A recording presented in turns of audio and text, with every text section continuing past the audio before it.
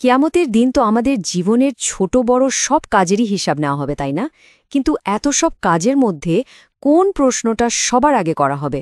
Islamic ঐতিহ্য কি বলে এই ব্যাপারে?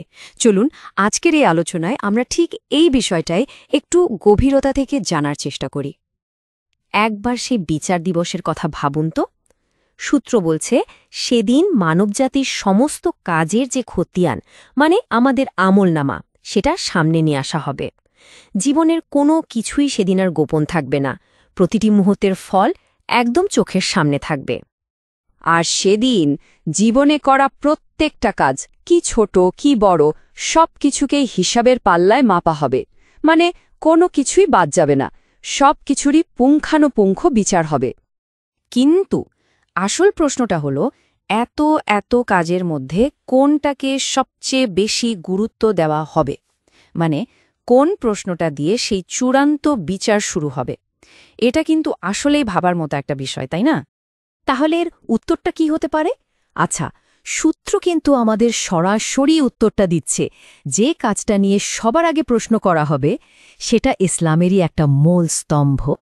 ঠিক তাই, হাদিসে একদম পরিষ্কার করে বলা আছে, ঐশ্বরিক হিসাবের খাতা যে প্রশ্নটা দিয়ে খোলা হবে সেটা হলো নামাজ। চিন্তা করুন একবার, এর গুরুত্বটা তাহলে ঠিক কতটা। তো এই কথার ভিত্তিটা কি?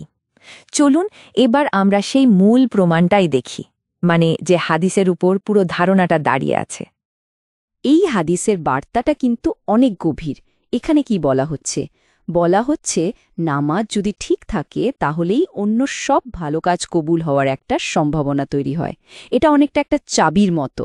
বিষয়টা একটা শর্তের মতো ভাবা যায়। একটা পূরণ হলে তবেই বাকিগুলোর কথা আসবে। এই যে ধাপগুলো আমরা দেখছি, এগুলো দেখলে ব্যাপারটা কিন্তু আরও সহজ হয়ে যায়, তাই না? এটা একদম একটা সরল কার্যকারণ সম্পর্ক। মানে প্রথম ধাপ, নামাজ যদি সঠিক হয় তাহলেই কেবল দ্বিতীয় ধাপে থাকা বাকি সব ভালো কাজও সঠিক বলে ধরা হবে।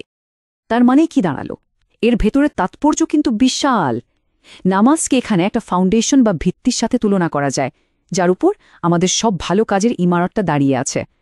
এবার ভাবুন, সেই ভিত্তিটাই যদি নড়বড়ে হয় তাহলে ওপরে সবকিছুই তো অর্থহীন হয়ে যেতে পারে, তাই না?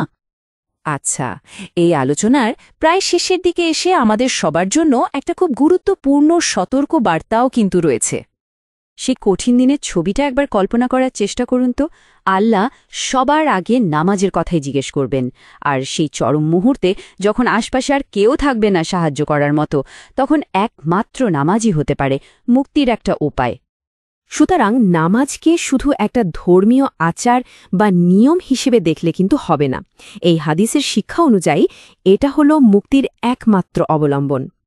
এজন্যই সূত্রটা এখানে একটা সরাসরি বার্তা দিচ্ছে, যারা আজ নামাজ নিয়ে একটু গাফিলতি করছেন বা অবহেলা করছেন, তাদের জন্য এটা কিন্তু একটা বড় সতর্ক বার্তা। তো শেষ করার আগে একটা প্রশ্ন রেখে যাই, যেটা আমাদের সবাইকে হয়তো একটু ভাবাবে। আজকের এই অবহেলা, এটা কি আদৌ কালকের মুক্তির পথ হতে পারে?